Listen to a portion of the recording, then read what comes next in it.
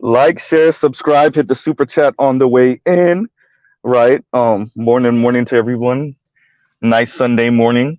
Um, I am going to be the Black Manosphere show of the week today, if I'm not mistaken.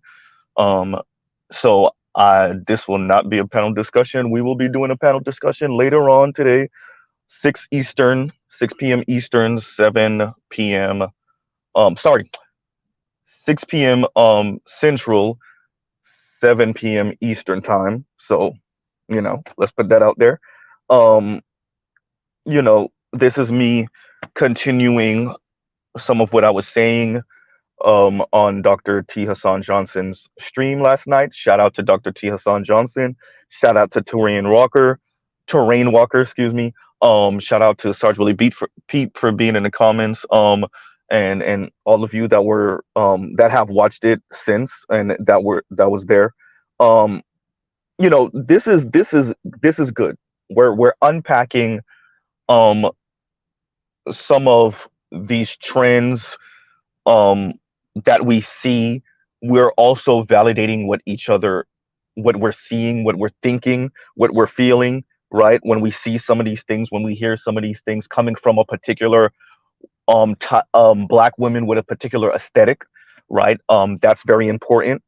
um so you know I've been slowly unpacking these concepts on my channel for a while, and many of you have been walking with me through this unpacking, and unbeknownst to me, others have been doing the same, right? And coming to very similar conclusions, right? So that's great. It's not all in my head, it's not all in your head. It's these are things that we've been seeing. um and once again, we are reviewing Dr. T. Hassan's stream with Torain yesterday, and it's called "What is Septum Ring Theory?" And you know it is very interesting that we've all been like, right? Give me 1 second, y'all. Give me 1 second, y'all. Talk amongst yourself. Give me 1 second.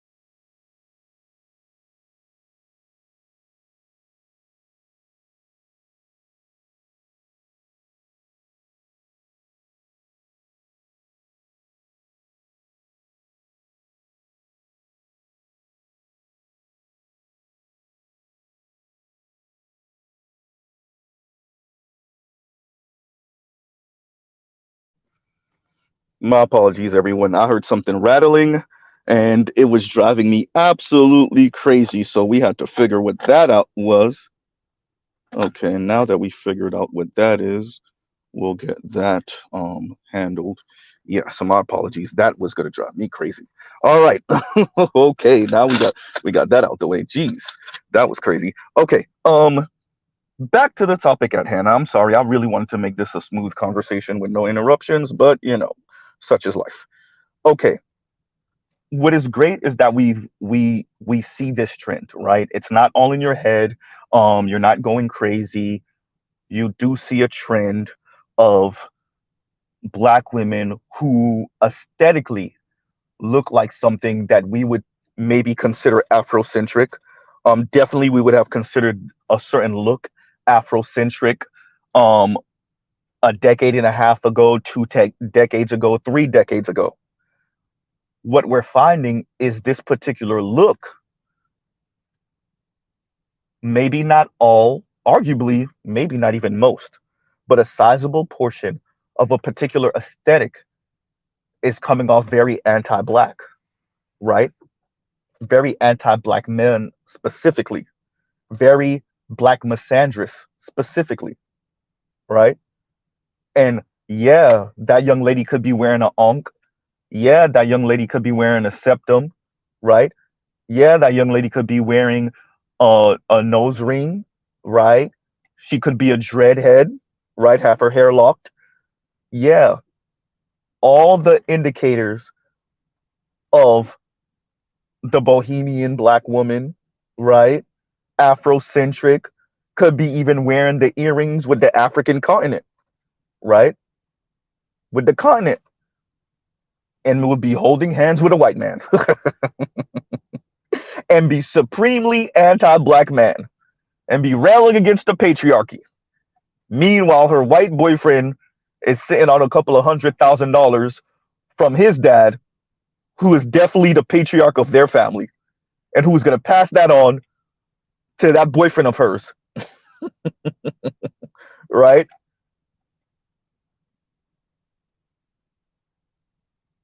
So the fact that we are all witnessing this speaks to something. It speaks to the fact that we're dealing with women who are claiming to be Afrocentric or who have all the garb and the outside appearance of an Afrocentric person, an Afrocentric black woman, right? But once you scratch that surface and you dig deeper, what you find is someone who has very anti black male views and will rail against the patriarchy, but really railing against black men, right? I wanted to take this moment out to say I'm honored. If I was reading some of those comments right, to be complimented by Sarge Willie Pete. For those of you that don't know, who are more recent listeners to some of the content going on in the Black Manosphere, Sarge Willie Pete has been here pretty much since day one. Um, yeah, not even pretty much since day one. So it's an honor. It's once again an honor to be speaking of our academics. These are the people in the ivory towers, right? It is an honor to speak to Dr. T and Dr. T speak to you, in a way that's not above your head, in a way that's not condescending, and it's a way where he's just speaking to you like a brother, and I'm always honored by that and humbled by it, quite frankly. Um, you know, and I have my reservations with Tariq sometimes, but shout out to Tariq for also covering this. Tariq Nasheed. He was also instrumental in me learning much of Black American history, and then going further than what he provided on his channel, but he definitely helped me to kind of walk that road. So, as much as I may disagree with him more recently, I cannot deny the fact that Tariq Nasheed helped me to be on this road. And so, shout out to that brother also. Um, the septum ring theory is very important because it speaks to people, namely black women, attempting to meld multiple things together because it speaks to a dearth of identity, right? It speaks to a dearth of identity. Because remember, it looks like I got a little bit of a critique in the comments from a person that kind of saw me conflating septum ring theory with a certain class aspirationalism, right? So melding maybe the Kim Fosters with the kind of septum ring theory, kind of teen noir kind, right? Even though from my understanding, teen noir is not with a white man, but still, right? Or a Khadijah, right?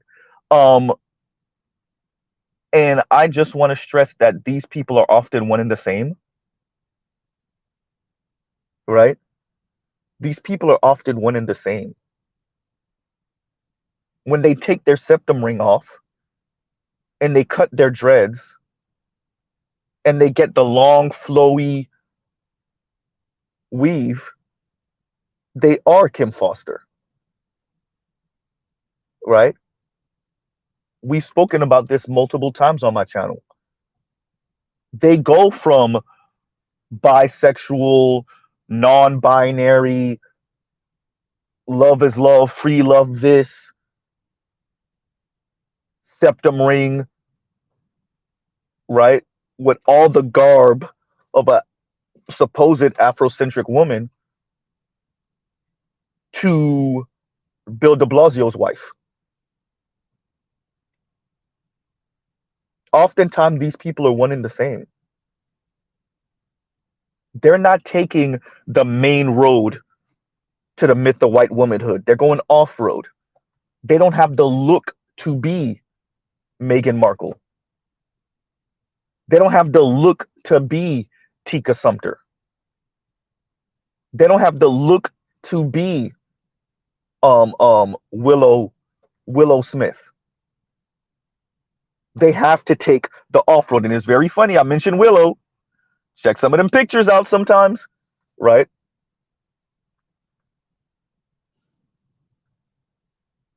So they gotta go down what's a Raven Simone's road, right?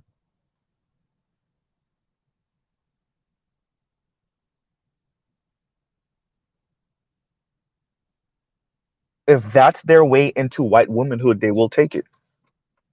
And it's very important that we stress that myth of white womanhood and why it's so important and it looms large in the minds and the imaginations of women of color, largely, but in our case, because we're talking about black women and black women's minds, the politics of desirability. And it was great to hear Touraine mention it also. We've spoken about that on my channel also. It's a topic of conversation across the black manosphere occasionally. The politics of desirability, right? I didn't, I listened to the stream late and I skipped a couple of parts. And so when I re-listened to the stream last night in its entirety, I heard Touraine mention that and I was like, yes, exactly. I didn't realize that I mentioned it later on and I didn't use the phrase, but and he had spoken about that earlier. The politics of desirability. And maybe what black men are fighting for and what black women are fighting for may not be the same all the time. And that's something that black men are going to have to, as a political and voting bloc, as a constituency, have to grapple with. Black women, black men might have to view black women in the political space as a maybe sometimes ally, and what you agree on, we ally with, and we push that forward politically. And then, you know, and other times it's, you know, maybe a bit more adversarial than that. Because I would argue much of what black men are fighting for is not necessarily to be the most desirable by white women. Our fight isn't about desirability, right?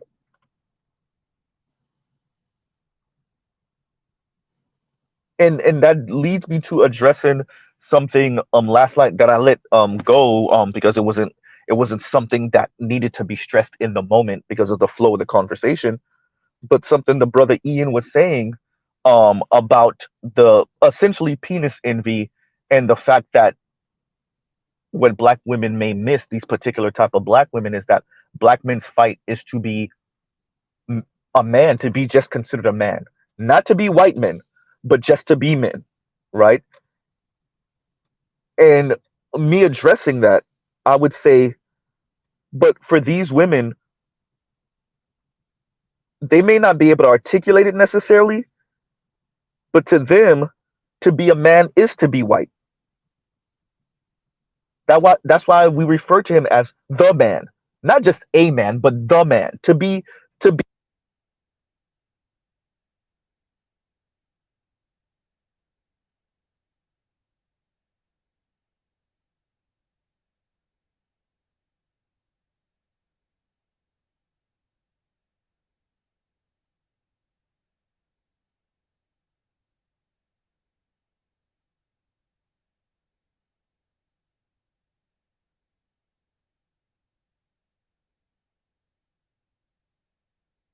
They're in relationships with men, with white men. They're married to white men that are F ups, white men that are drunks, white men that abuse children and abuse those same women, their mothers, white men that get into fight with brothers, white men that tear the house up during Thanksgiving dinner, white men that cheat on their wives, white men that do things that other people do, right?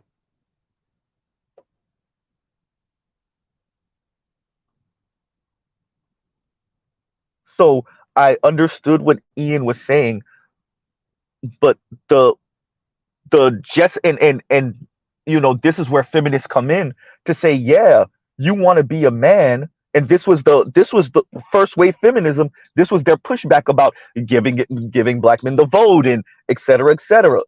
Yeah, because when the black man becomes a man, he becomes a white man, and he's going to abuse black women and white women because he's going to stand above black women and white women. Do we need a chocolate dip version of the white man? Right?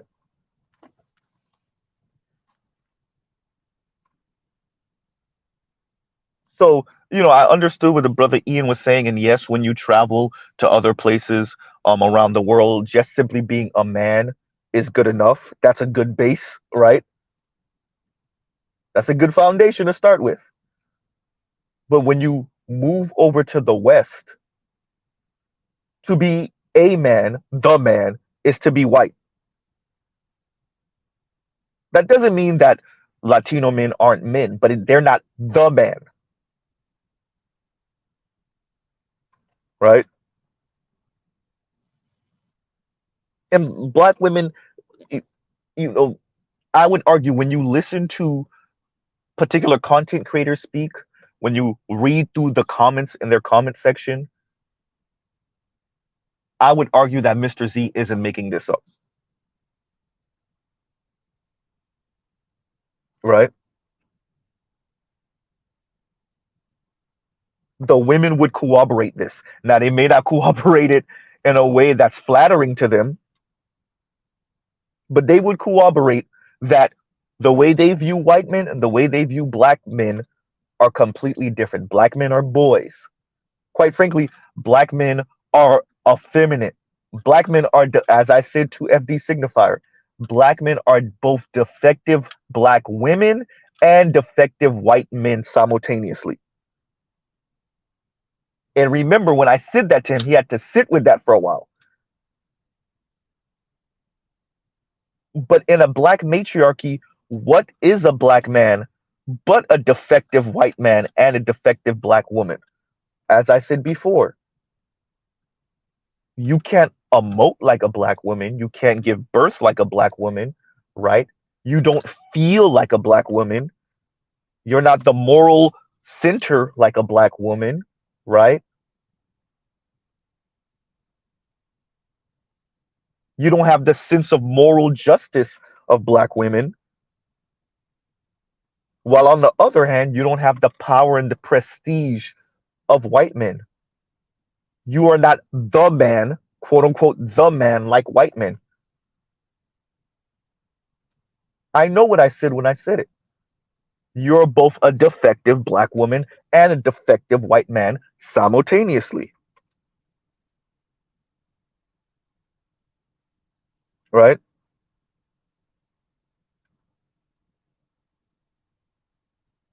And so if you were part of the Septum Ring Brigade, right? If you're if you are a divester, if you are a swirler, it makes sense. Vincent LeBeau, peak with peak, right?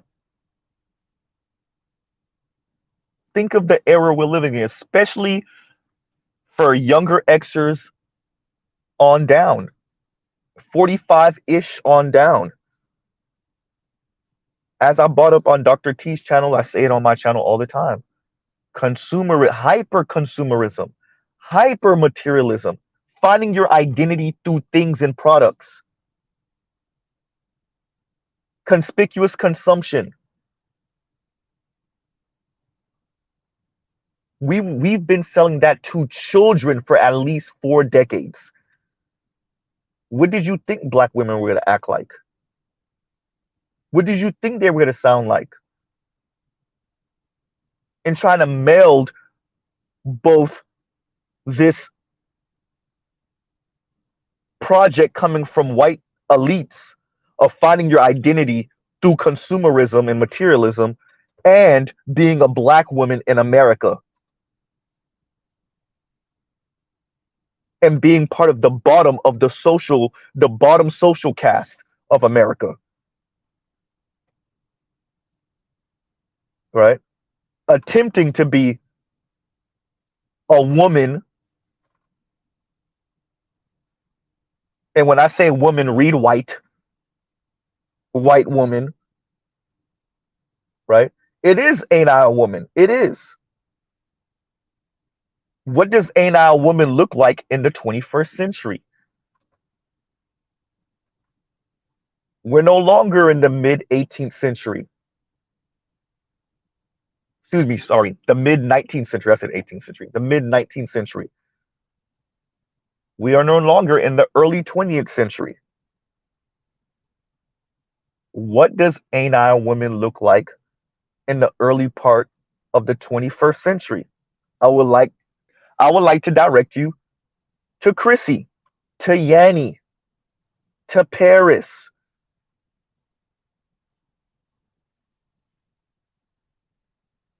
Right? Listen to how they speak.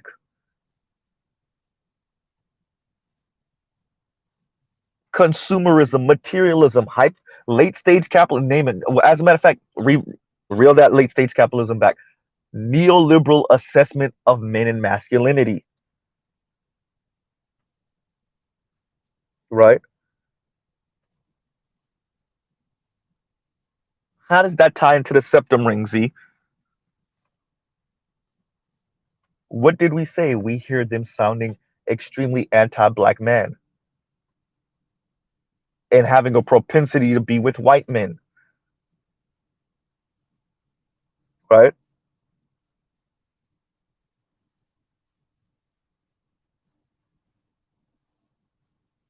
Tariq says the herbal tea look, it's hysterical. Right? That bohemian herbal tea, Afrocentric looking, then they open their mouth about black men, and Alice Walker falls out. Bell Hooks falls out. Right?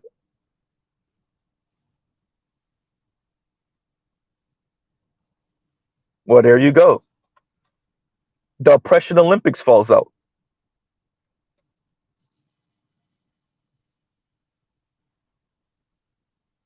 These people want to be free and liberated, but on someone else's dime. That's what some of the piercings symbolize. Because once again, remember, this is when you're in corporate environments, when there is once again a certain look and aesthetic. And to push back on that and to say you're not going to be part of that, well,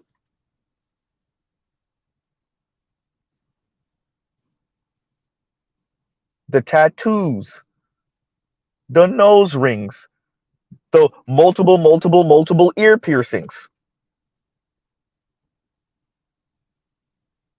right? Pushing back on the establishment. Okay, we're black. I get it. Pushing back on the black community. Uh-oh. Giving black men the middle finger. Yikes.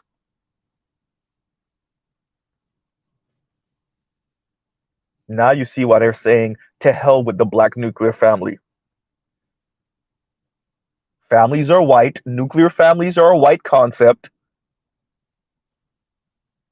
right?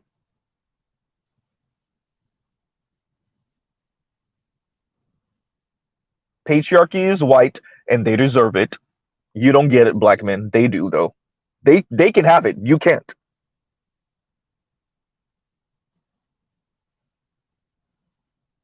Right? Things to grapple with.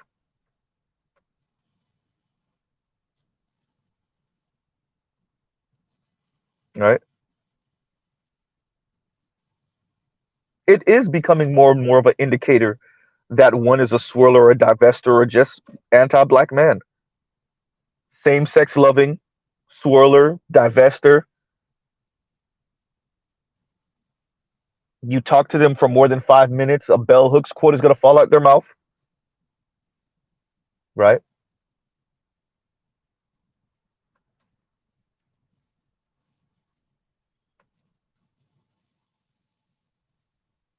What we're unpacking here is, what does it look like and sound like for black women to be anti-black men? Both coming from the academy, both college educated, down to your everyday black woman, your blue collar 9 to 5 black woman. How do these different black women sound anti-black? And what visual markers may they have? I argue it's all. It can come in any kind of any form, any form.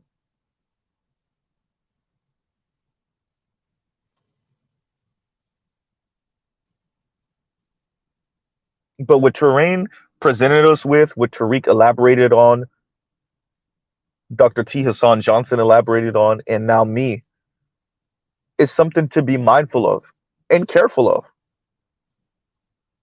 Because the aesthetic says someone that understands the black plight and struggle, someone that you might be an ally with, someone that you might want to take something further with romantically. That's what the aesthetic says, or at least what it did say maybe a couple decades ago.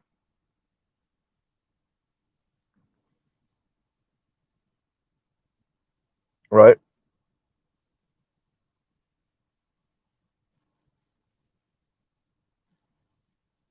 Carlton, stop spamming my comments with that.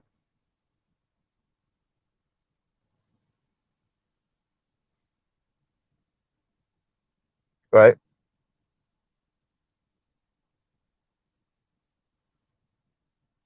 So these are things that we have to grapple with, that we have to consider and be very careful of. Be very careful of.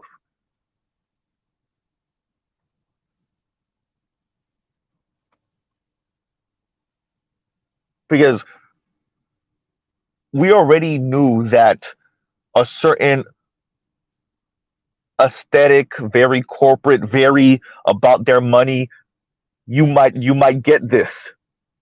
You might get this might be part of the package. This might be part of the personality. But now we're also grappling with the fact that there's another aesthetic. There are other indicators that might speak to a black woman being anti-black man, a black misandrist, right?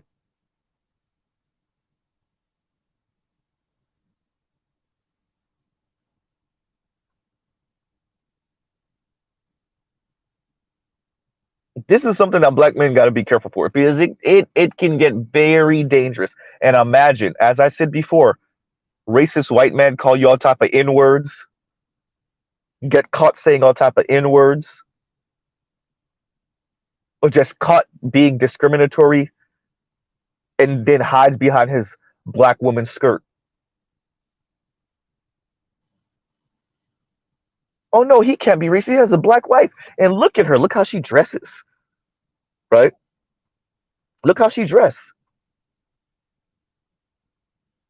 Look at the dreads, right? He couldn't be racist. Not only is he married to a black woman, he's married to a black woman that dresses and speaks like that. He can't be racist. Not only is he dating a black woman, he's dating a black woman with this look.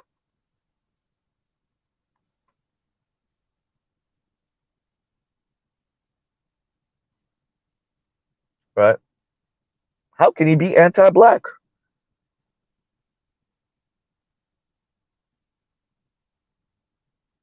We do have to be careful for this.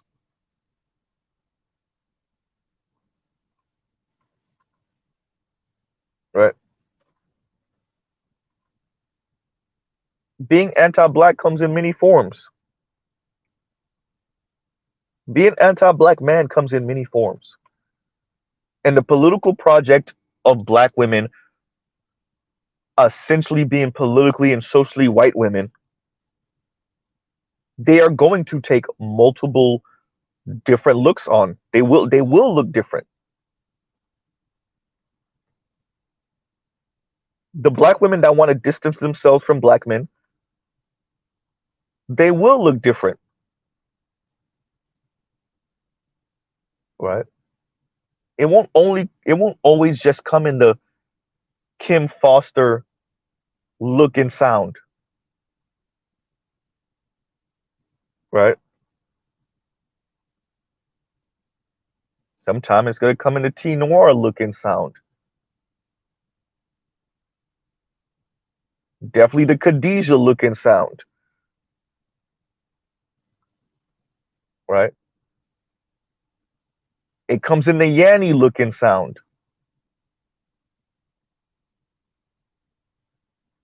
It comes in the Paris Milan look and sound.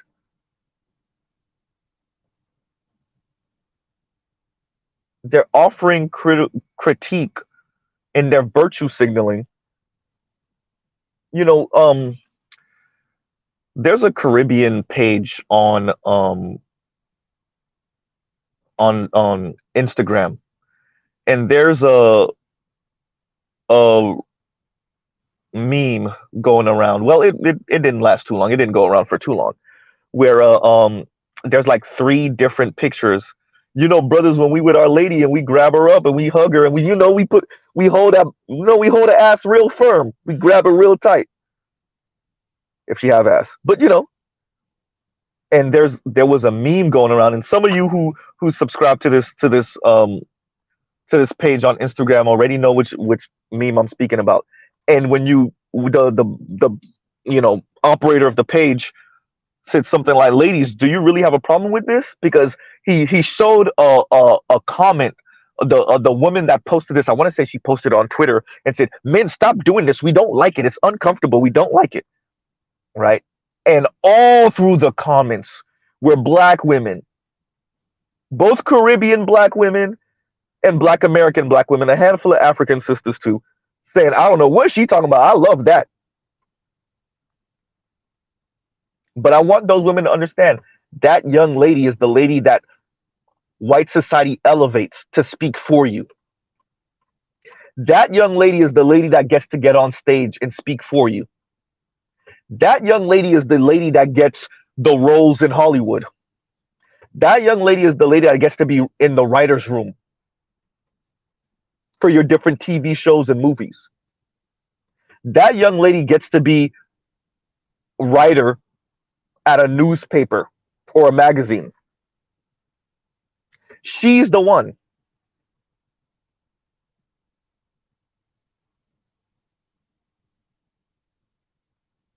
So while your dynamic with black men is a bit different, and maybe non-black women and non-black people may not understand it, your man going for a kiss, he hold you tight and he grab that ass real firm with one hand, and it doesn't have to necessarily be on some quote unquote hood ghetto love thing.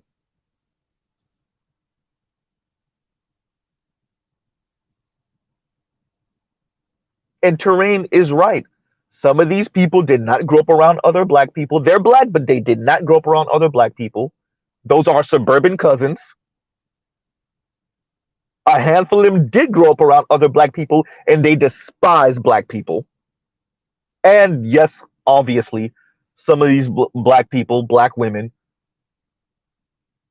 are from outside of the US,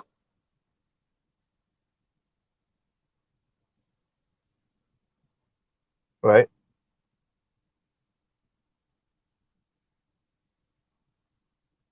But that's oftentimes the septum ring wearing sister. She's from the continent. She has the look. She is darker skinned. Her hair is locked up. She is a dreadhead. You do find her attractive. You finally build up the courage to say something to her in college. And right when one of your boys stop you, hey, wait, hey bro, she got a man. Oh, she does? Yeah, the white dude right there. Womp womp womp womp.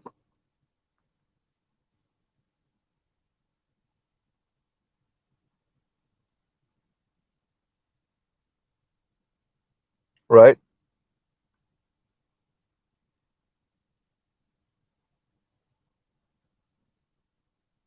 But once again, that's the black woman that white society puts a microphone in their face. It's not just the look, it's the mindset. But it makes it really difficult to speak about how that woman is white identified when they have the look and the aesthetic of a black woman who's more Afrocentric, right? And y'all like, share, subscribe, hit the super chat.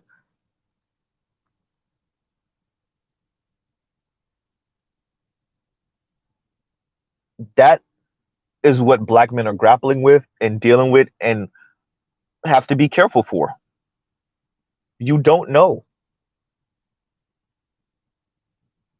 You simply don't know. Definitely not by first look, by first glance.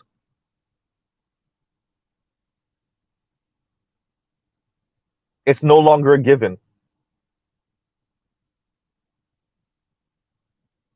It's no longer a given. This sister got relaxed hair, so she probably, we don't know. We got to talk to her. Let's see where her head is. And this sister, oh man, she dreaded up and, got the septum and got the onk on and the continent earrings.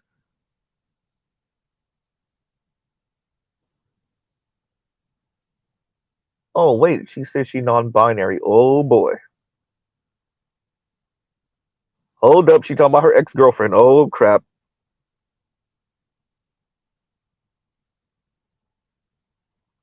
Wait a minute, I just glanced at her phone. I think I saw, oh crap, that's Chrissy's channel.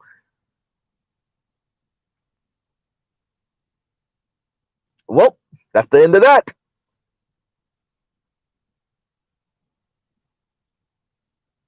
Oh crap, I just glanced at her phone. Is that Lexus Exodus? Oh boy.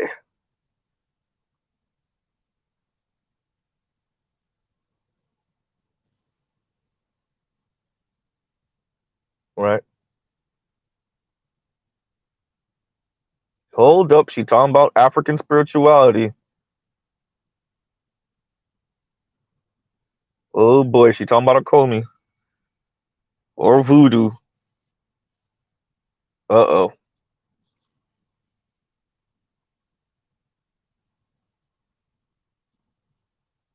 Yikes.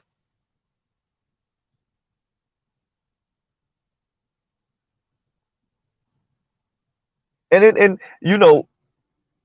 once again, this, as we see people, and this, in my estimation, as we see people kind of step away from the Judeo Christian God, right? The God of Abraham. People are going to find something to believe in, right? So as much as they say no God, no religion, they will find something to believe in. And they will find something to evangelize, and proselytize. They're going to find something to proselytize about.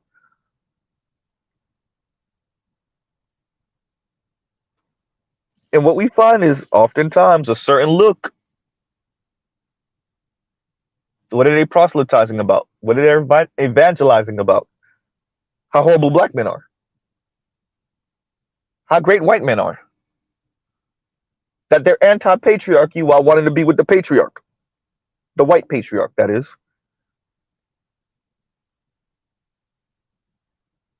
It sounds contradictory, but remember, we're speaking about people who say they're non-binary and they refuse to claim any label, right? I don't want to be labeled. I'm non-binary, so it's nothing for them to attempt to take a little bit of this and a little bit of that and a little bit of this and a little bit of that and try to fuse it all in one.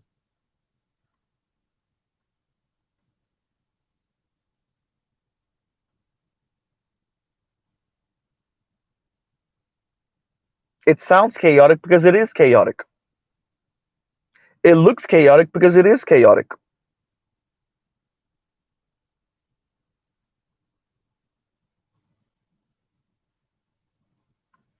But while you bullshitting, Trell, exactly.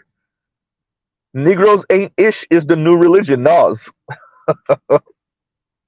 Right?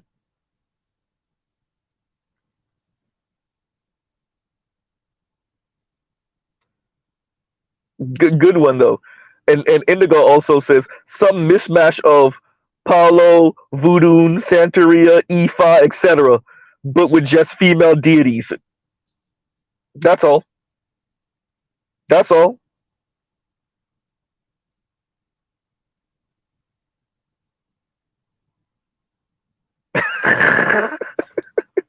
Indigo also says, and I better not hear any of them bozos talk about somebody else's commitment issues. Boy, that's why. What did Mr. Z say? That's why they can't keep friends for more than 5 years. Talking about black men's lack of loyalty, and they can't keep friends for more than 5 years.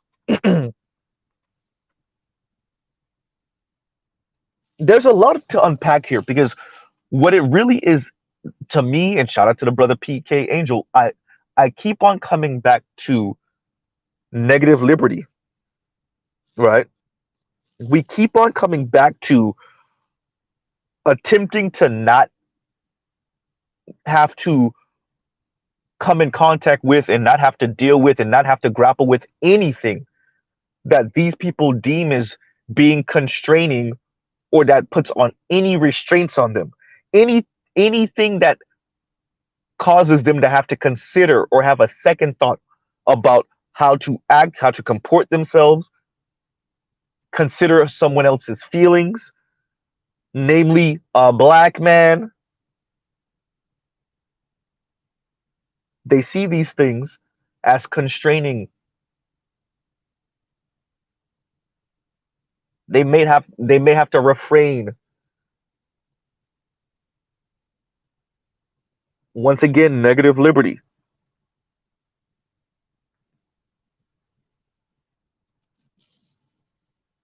Right?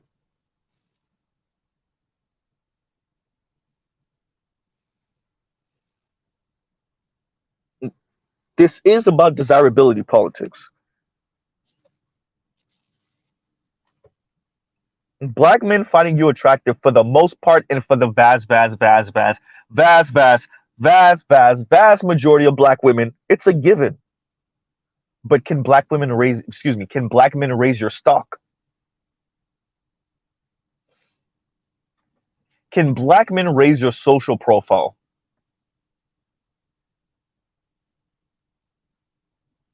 Can black men give you white womanhood?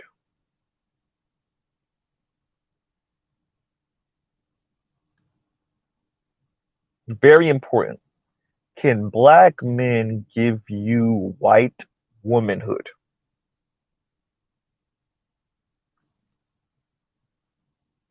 Right? You know, there's a conversation about money and power and the limits of money and whether or not money can buy power. And who decides, right? Especially amongst Black people. This is a conversation that we've been having for a couple centuries now. Will money automatically equal power?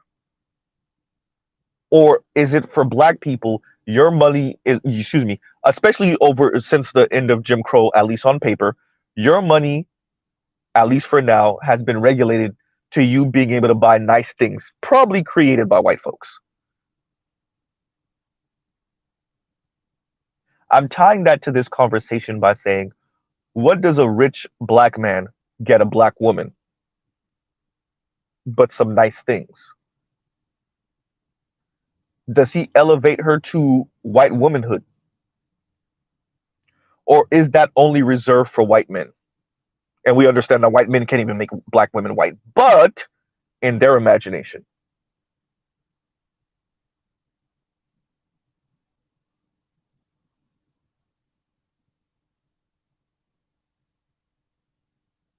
Right?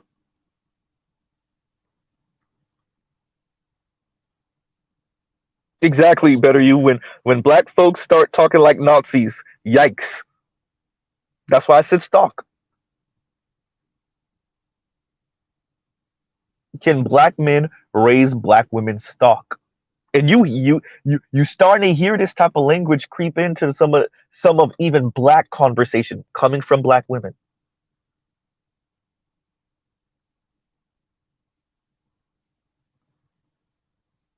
What does the septum ring actually symbolize now?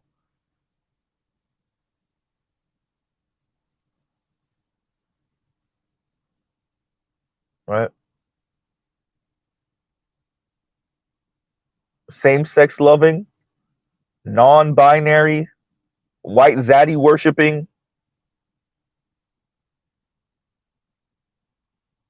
all the hallmarks of F you, Black man.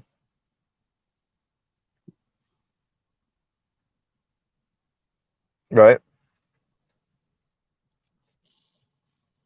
So the conversation with speaking of Dr. T last night, once again, thank you very much, Dr. T, for the conversation. Shout out to Toraine Walker. It's actually a good thing I wasn't the only one who saw this, and he actually beat me to the punch about making a dedicated stream for this. Shout out to him. Um, Once again, shout out to all of you in the comments. You know, Definitely shout out to Sarge Willie Pete. But this is something that we really like. This is not just once again, an exercise in rhetoric. It is something to speak on. Because remember, we're speaking about the group of people that said they're non-binary and they don't want to be labeled. So they have the look and the aesthetic of an Afrocentric person while spewing some of the most anti-Black man bow humanly possible.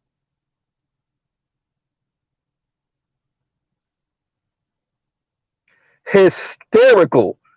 And from Africa I came says, but ain't I a woman by Septum Truth. uh, oh man. Now that was funny.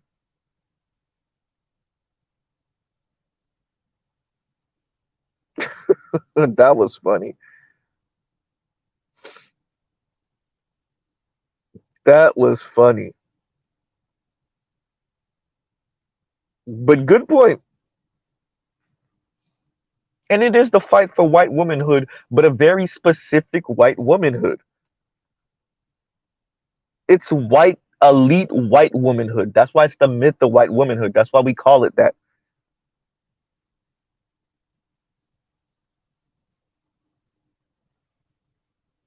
It's elite white womanhood. That's why they gaslight you with some of the most insane talk, like white women don't have to lift a finger and she's going to be left all type of property and maybe not. And they get to be stay-at-home moms and Mm,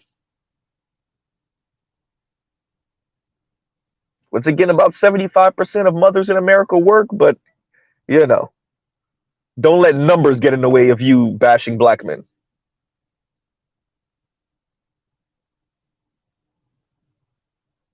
And it's essentially saying, look what the white man did for the white woman. You ain't do that,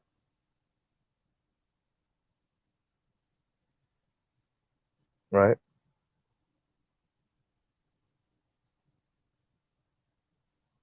But would you want black men to do to everyone into this planet what white men have done to everyone into this planet to put about 20% of white women in the position that you wish you were in?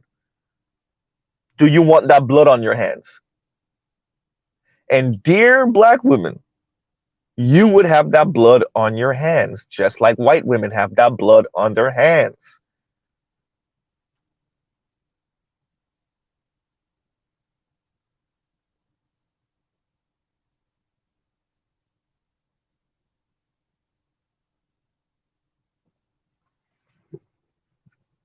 That septum ring theory is really good,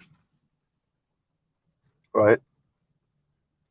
The septum ring theory is, and we heard Godfrey the comedian speak of being in what I think he was raised in Chicago, right? Being in Chicago, being around the Italian racist white dude call him all type of N words, holding his black girlfriend's hand. Y'all heard Godfrey say that, right? Y'all heard Godfrey say that. I didn't doubt him one bit,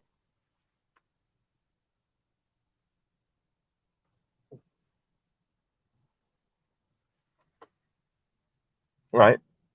And I did get some criticism for using the term women of color yesterday, or last night.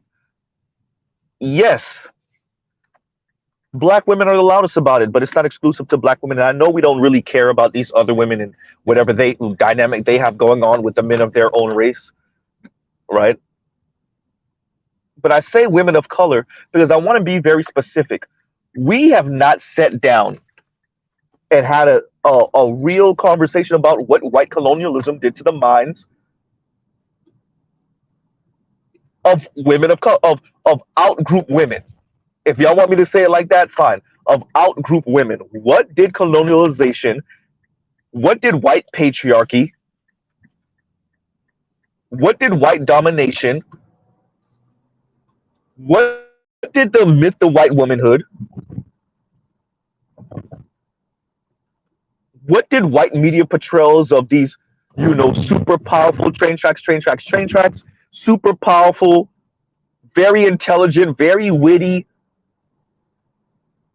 male snarkiness, what did all of that do to the way outgroup women see white men, and then also obviously men of their own race? And then how does that then affect the relationship between outgroup women and outgroup men, particularly in the West, particularly in America? If white men are the yardstick in your mind, regardless if you're talking all this pro-black this and that,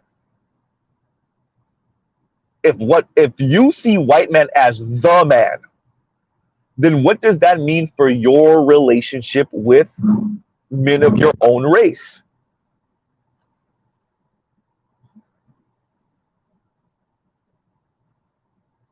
The idea that it's men of color, black men, that are jealous of white men. We've heard this forever. Black men can't be white men, so they take white men's prize when they get the chance. Translation: black men can't be white men, so when they get on, when they get some money, when they get some status, the first thing they do is go chase after some white woman, go marry a white woman. We hear this all the time, and no one wants to grapple with the fact that in actuality, it might be the other way around.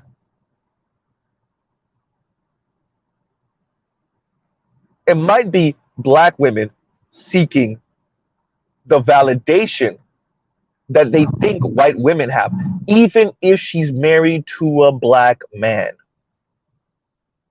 The goal is to maybe not have the look of a white woman, but be treated like an elite, upper middle class, rich, or wealthy white woman.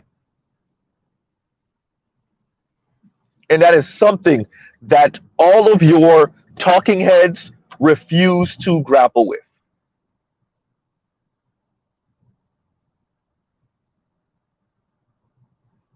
Right? On the panel, Ian was speaking about, these women having nervous breakdowns. Instead, another way, it's a crack in their psyche, particularly for a certain demographic of women.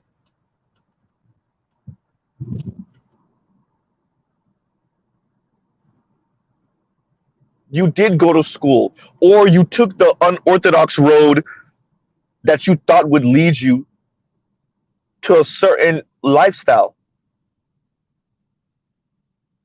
You're doing the artsy thing, right? You're not playing by these quote unquote gender norms and gender rules, and right? You're non-binary, you're sexually fluid, you're all these things so that you don't have to play by a certain, which you deem as very rigid patriarchal norms and rules.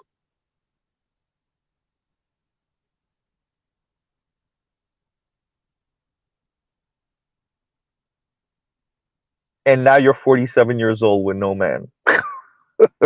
White, black, Latino, Asian, or otherwise, and you don't got no woman either. Goddamn.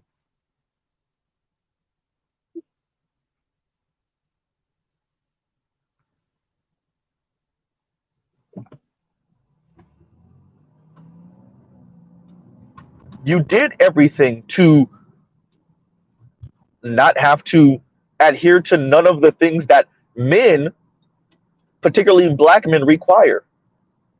I've said it before. When Tariq was saying on his video, their hair be all janky, the weave be all messed up. Either their natural hair be all type of janky or the weave be messed up, and they have all of these kind of markers. And yeah, and the white guy's like, oh God, she's so hot, which is fun. Tariq's dude bro voice is absolutely hysterical, right? It's funny. And that's because I know he was born and raised in California, but he's been there so long, so he's heard the surfer dude bro voice. So it's very funny when he says that. But as I said, white men who don't really appreciate the beauty standards in these different communities, right?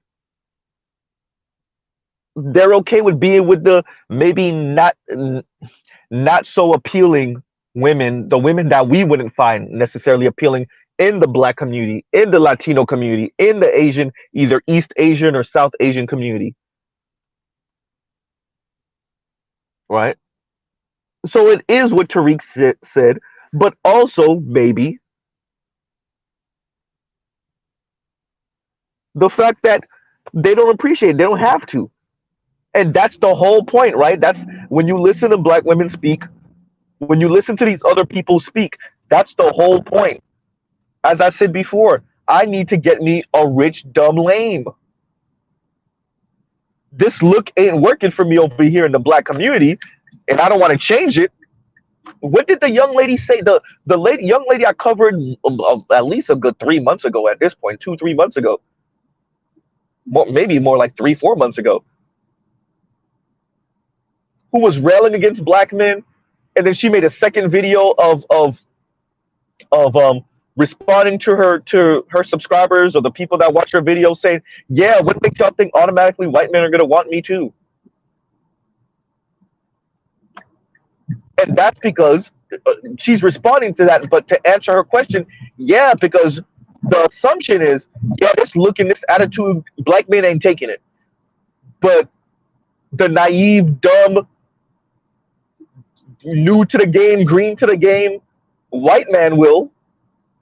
especially after I put this vagina on them, right? Because every black woman thinks they got fire vagina.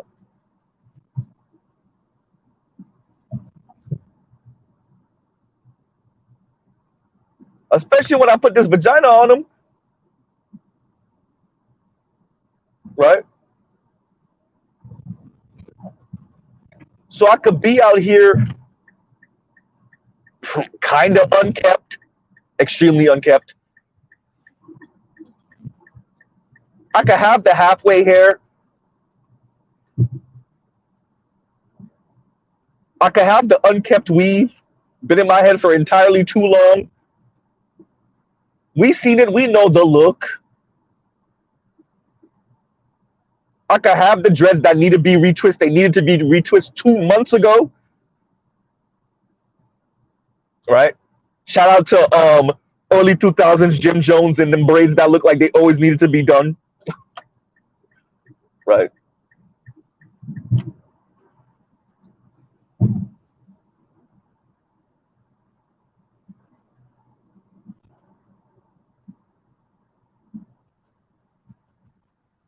So Tariq was making fun, but was he wrong though? And that's okay if the goal is to be who you want to be. Well, there's nothing wrong with that. And meet someone who accepts that. There's nothing wrong with that. But why defecate on black men though? Why insult black men? Why belittle black men? Why build whole entire careers built on intellectualizing your misandry against black men?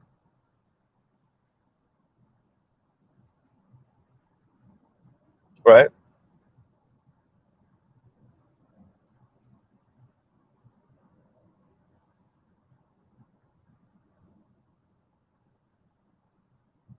Why that?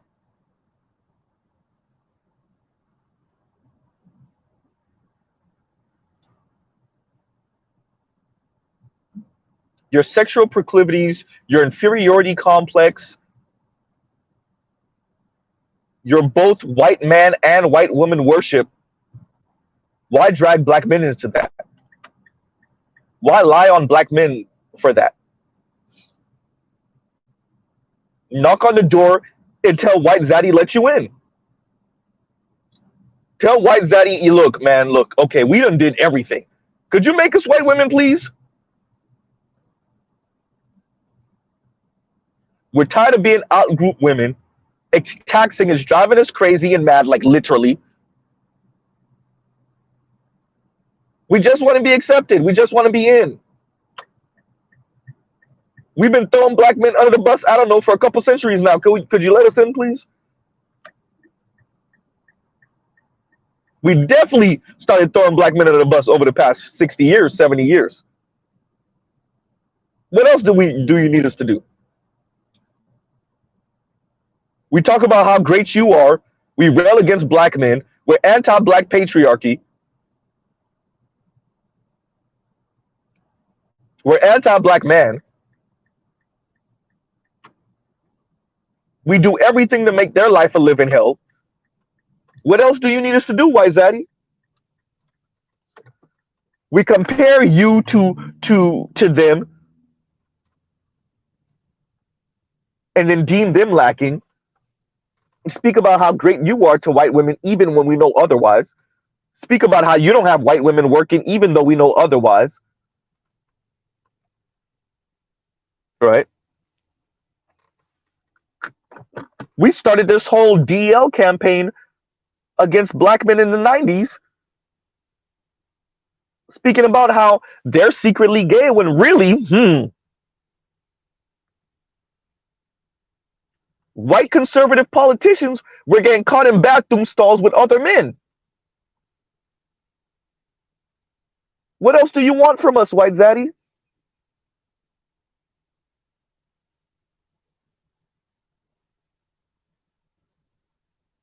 Ain't I a woman? Well, damn.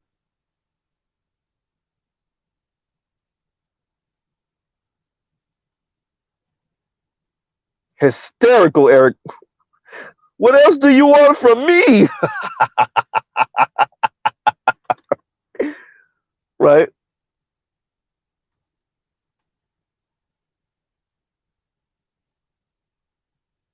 And the internet will expose us all.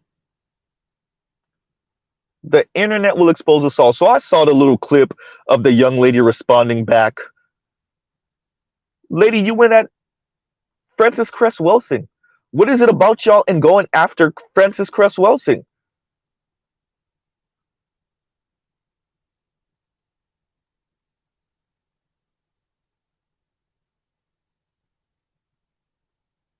In the excuse me, in her death, they stay going after Francis Cress Welsing.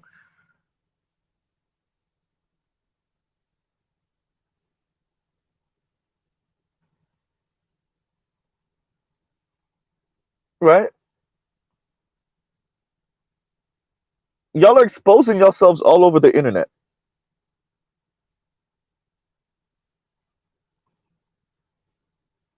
I'd rather be with a racist white man for 4 months than be single for 6 years. Right? White people smell like dogs. White people this. White people that. Check across the social media. Oh well, white boyfriend. Right?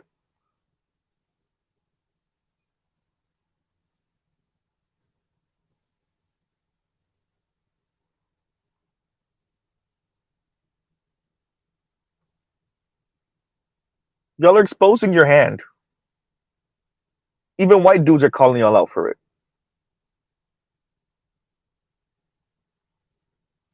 And it won't. I say this often. It's not going to be black men that blow up your spot. It's going to be white men. White men are going to talk to each other and be like, "Yeah, that's the look right there. That's the white zaddy worshiper. Let's have fun. Throw it back when we're done." Oh, look, that rhymes.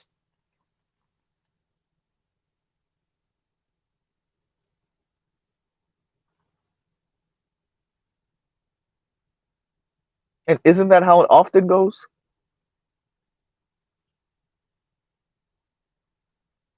There's a whole lot of content creators talking about this hypergamous lifestyle, level up lifestyle,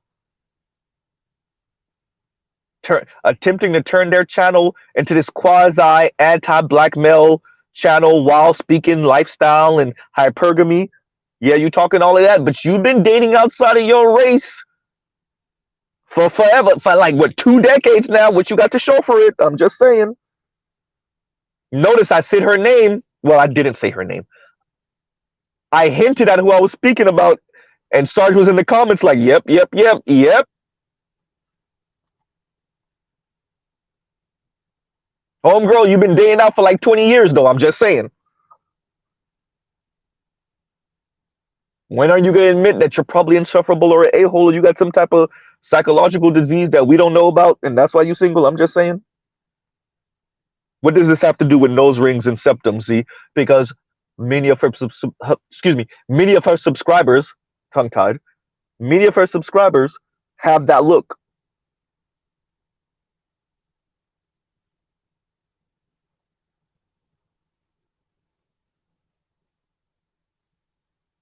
And y'all like, share, subscribe, hit the super chat. Many of her subscribers have that look.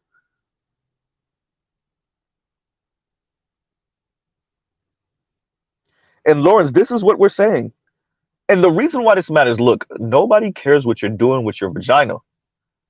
The political project of the myth of white womanhood that dictates that you throw black men under the bus, that's the problem. Right? And Lawrence says, if white men wanted black women, they would have married them in mass decades ago. Black women would be Asian women. Black women would be East Asian women if white men were so inclined. But white men need a permanent underclass, and they need the women to help to produce it. They can't validate black women's beauty. Do y'all understand that in the 90s, we had Whitney Houston, Mariah Carey, Halle Berry, right? Vivica A. Fox. Do you understand how incredibly fine black women, I'm not talking about their politics and how much we disagree with them, were in the 90s and the early 2000s? And they would get a little pat on the back here and there. Halle was the one that everybody pretty much was like, okay, yeah, she's super bad. But they never consider her white. And Halle Berry's mixed. Mariah Carey's mixed, and she damn near white. They still ain't consider her white.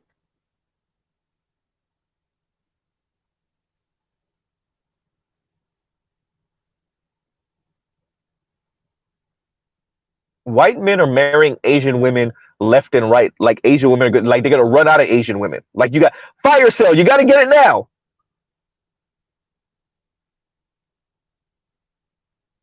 And yet they still don't got them on TV like that, on movies like that. They still don't.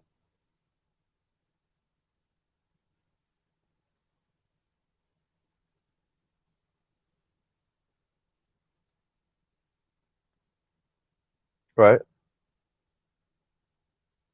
And who played the clip? Was it Obsidian? Who was it that played the clip of the white woman lamenting the fact that she was walking around what, Taiwan? Was it Thailand or Taiwan? With all the white dudes holding Asian women's hands. It wasn't the Philippines. Who played the clip with I might it may not have even been Obsidian. I can't remember who it was. Yeah. Shout out to Trill. Their mama's white.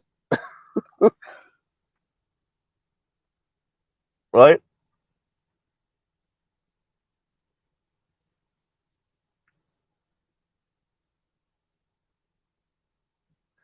I said it.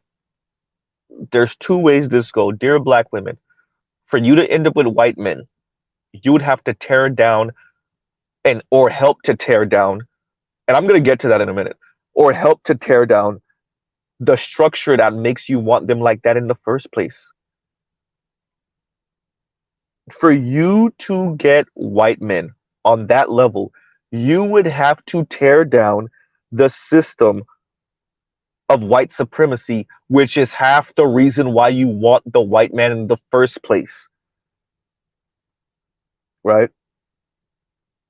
Either that, or dun dun dun, you do what every other woman in history has done, and you help black men to fight white supremacy. Oh boy. Wait, did I just say that black women are gonna have to lift a finger? What am?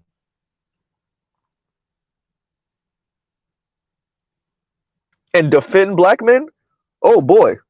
First of all, I don't even know where people get, where women in general, but black women get this idea that they not lifting fingers and they not defending.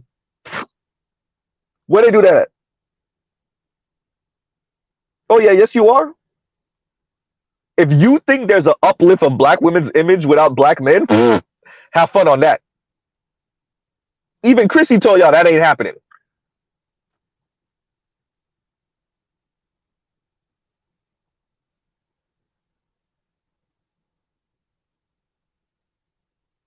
Right? That's just not gonna happen.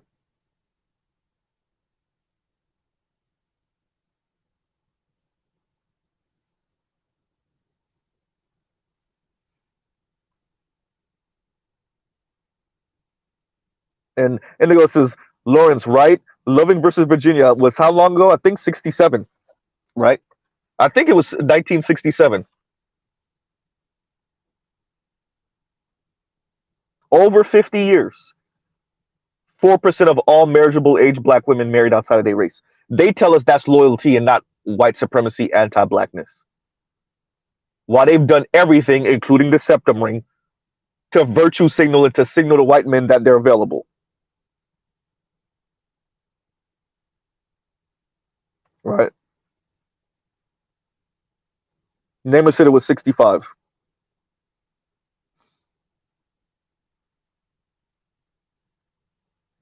4% of all marriageable age black women being married outside of their race. And we're supposed to believe. And Tanya TKO tells us, "Oh, it's because of our loyalty. We know that, right?"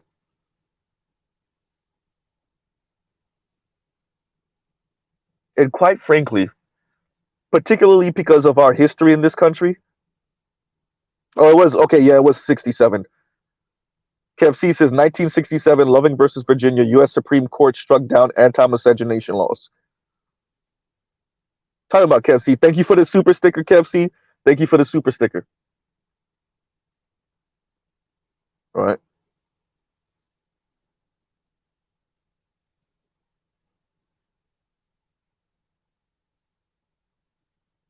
You lost my damn train of thought. Um, but we're not gonna belabor this too much. Look, we. Oh yeah, that's what I was gonna say. Especially when you look at the history of this country, black men. It's already understood. It's already understood why white men. It's already understood, right? You even see Donovan says when he's on there with the chisel chin Chad, even when it's not a chisel chin Chad, he compliments the white dude. He said, y'all got it, y'all got it. It's understood. Men understand. That's not the issue. It's the lies.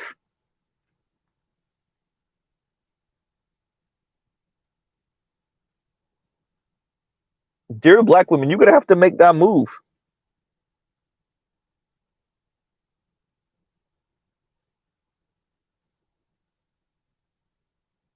You're gonna have to make that move. If it's really all about the white man, you're gonna have to make that move and potentially get rejected, like overtly rejected.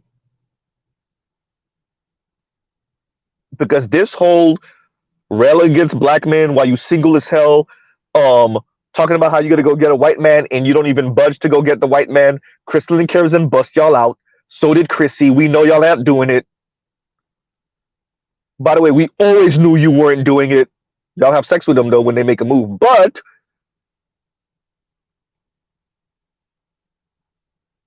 y'all not really having no relationships with them white guys like that. We know.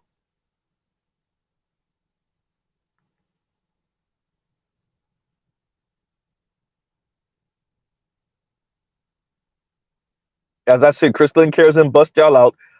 A lot of y'all are talking a whole lot of crap on the interwebs. Y'all not doing that. Y'all trying to gaslight black men so black men can put you in the position of white womanhood because the white man ain't doing it.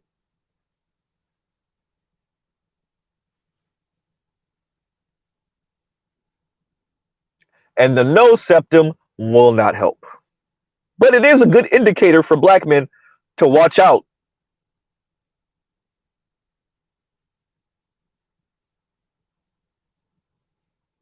Right? Don't worry. Eventually, one of those ladies is gonna create a stream. Be like, oh, now you see what they're saying about septum rings, right? You see what they're saying about that? They're saying that it indicates this. Yeah, because it does. Right? Because it does. It's something for us to be mindful of. Right? Especially concerning this current iteration of black women with the Afrocentric aesthetic while being extremely anti-black man. Yeah, nope. Right? And Mr. Z has come across these people also. It's not just theory. Y'all are not the only ones. Mr. Z done came across them also.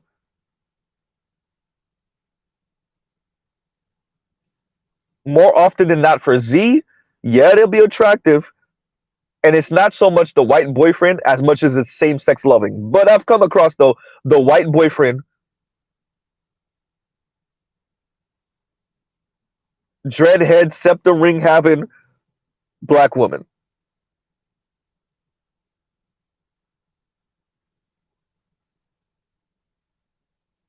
And thank you for the indicator. And so, ending out, this was once again a great conversation. It's something that I think needed to be said, and it needs to be investigated. I don't think that these particular women, even though we're speaking about oftentimes women that were barely of age or were children when a lot of this rhetoric was being formulated, or when it was being, supercharged. But the black women contingent, particularly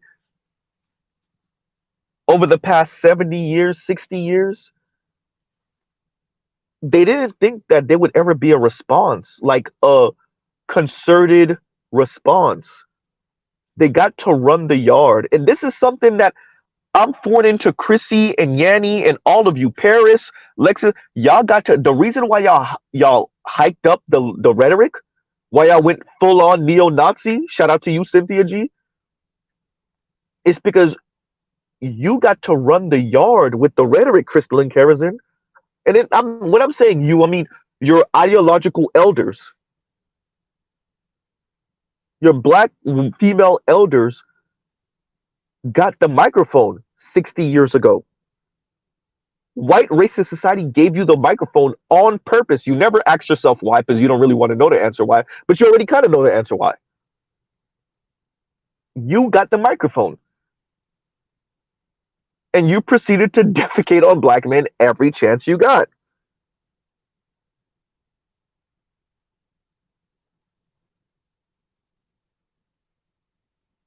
You attempted to distance yourself from black men as much as humanly possible. You torched their marriages.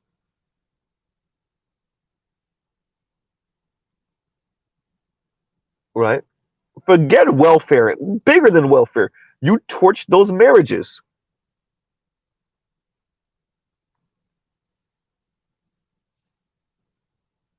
Chrissy don't got nothing for the clip, or Yanni don't have nothing for the clip of the young women saying, "Yeah, I don't want to be with my baby's father. What's the point of having a man?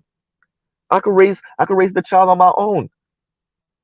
40 years later, and you see the brother asking the 12-year-old little girls, and they're saying the same thing. 2, 3 generations of abysmal black familial situations, and y'all didn't teach the girls like, actually. And then Chrissy got the nerve to say hypergamy, and I don't like you Negroes either. Yanni talking about wanting to be a kept woman who's still kept, or yeah, a kept woman who's still kept. Khadijah only talking about primarily speaking about desirability politics. It's so evident why. It's so on the nose. I don't even want to say it.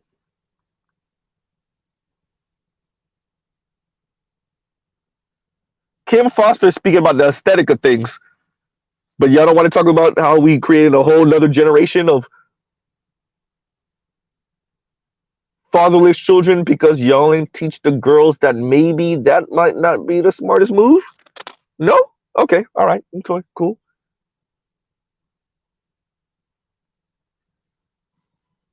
Right. Yes, maybe no. Okay, all right, all right, all right.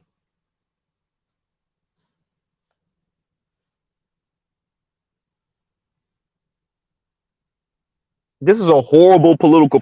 The distance yourself from black men political project has failed. Right? Y'all could try to know Septum and all of it. Y'all could try it's failed horrendously.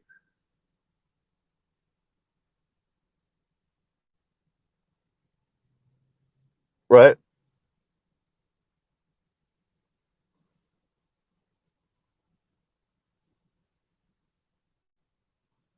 Something to think about. And so that's my little um commentary at the end. I tried to keep it, above board in the beginning, and then, let it roll downhill after. Okay. Um, I should be the Black Manosphere show of the week. I haven't necessarily picked a topic yet. Oopsie. And whoopsie. And we'll figure it out. We'll figure it out. Um, I do like talking economics. Um, so we might go there, but let's see. It might just be an open panel. We just shoot the breeze. We'll see. Um, but if y'all want to come up and speak about this, we can have a larger discussion about what we spoke about on Dr. T's channel, and kind of do the daily, weekly, the weekly wrap up that I tend to do once a week now. Um, Once again, thank you so much for having me up, Dr. T. Shout out to the panel that I spoke with. Um, you know, Thank you very much, Terrain, for kind of speaking about this and making this kind of a discussion to have. Um, yeah, and Kev C says, wait, where did that comment go? There we go. Kev C says the quote, "I don't need a husband and father for my kids," end quote narrative. It was reinforced in the 1986 documentary titled "The Vanishing Black Family." That's the one, right? I guess that's the one. The Vanishing Black Family, the problem solidified by the early 1970s. Yes, right. Well,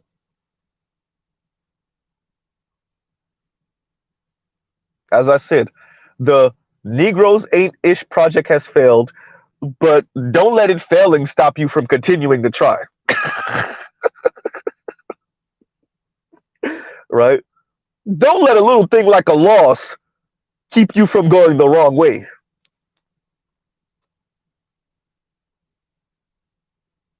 Right?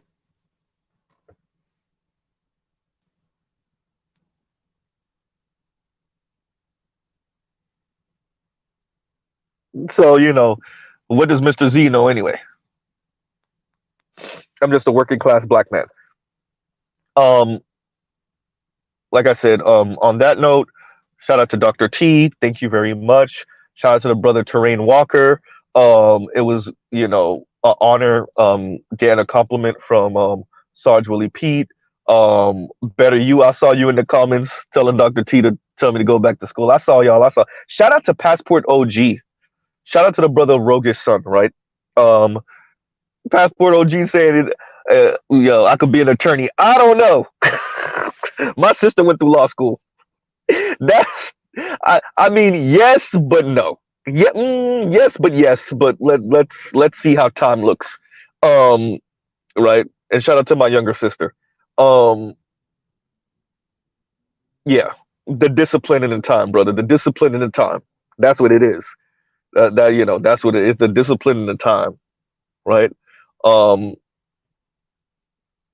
but yeah, shout out to y'all. Definitely for engaging in the comments, putting your own ideas and theories. I'm going to listen to it again, maybe another 2 or 3 times to read all of you guys' comments again. Because there's some I missed, obviously. And yeah, and let's like kind of crowdsource this idea and kind of grapple with it.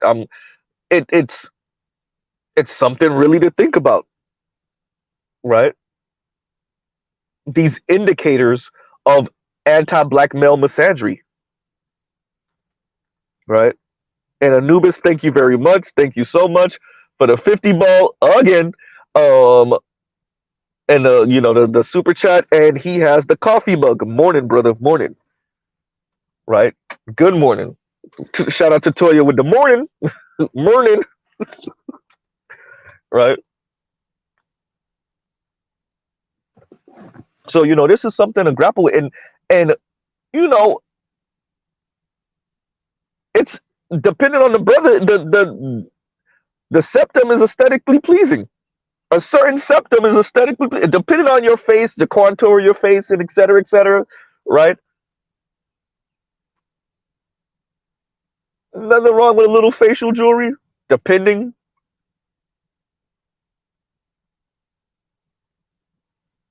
But what does it indicate? Is this just jewelry, or are you telling us something? Not the Janet Jackson.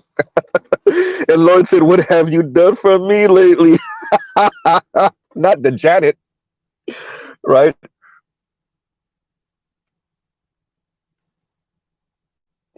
But yeah. What does that facial jewelry indicate? What do the tattoos indicate? Right? What are you telling us when you tell us, yeah, I don't follow white Jesus. Yeah, we don't either. But why are you saying it? Right? Why are you saying it? What do you mean when you say that?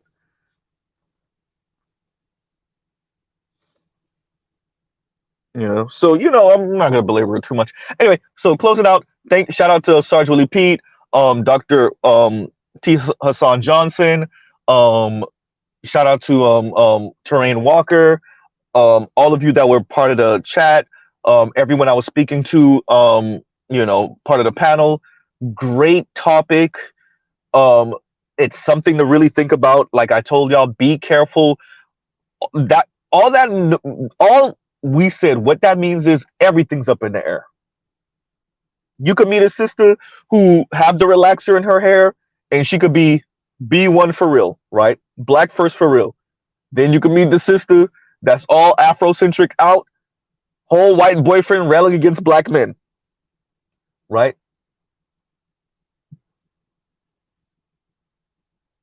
Sister with the short haircut, like the sister back in from Total or the T-Boss haircut, could be Afrocentric as hell. You never know. It's too many damn variables.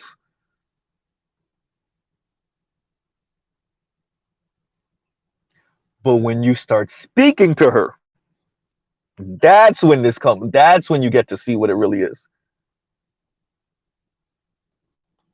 Right? Especially for you young brothers, y'all got to be careful.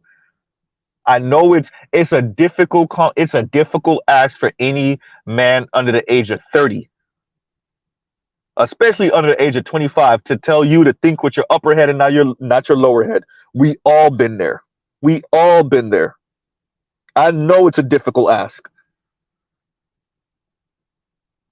But if you're not trying to torch or torpedo your future retirement, if you want to raise your children in a nuclear family, 2-parent household,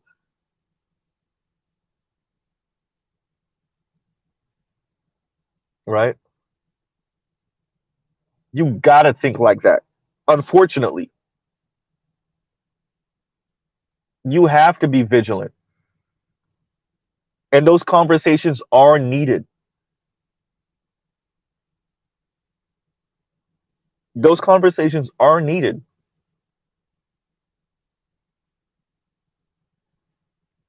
You got to get past her looks.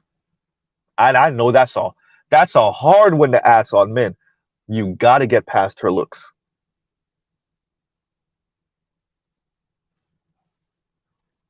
Because if it ends at her looks, okay.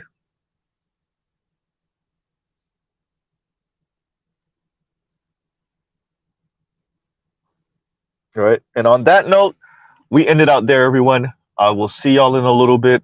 Yeah, y'all have a great rest of y'all day. Good morning. Have a great afternoon.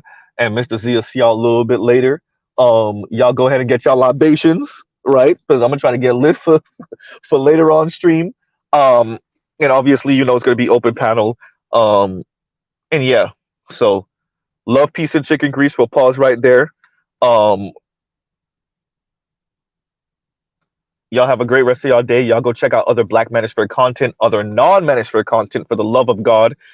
And yeah, I might bring up some of that stuff too, because Mr. Z been checking out some stuff. Let me see what I put in my community tab. Oh yeah, shout out to the brother Rogish. Rogish, if you want to come up so we could talk about that, um and it's in my community tab also. Maybe 3 or 4 videos down, everyone. The Why We Kill Gods and JRPGs.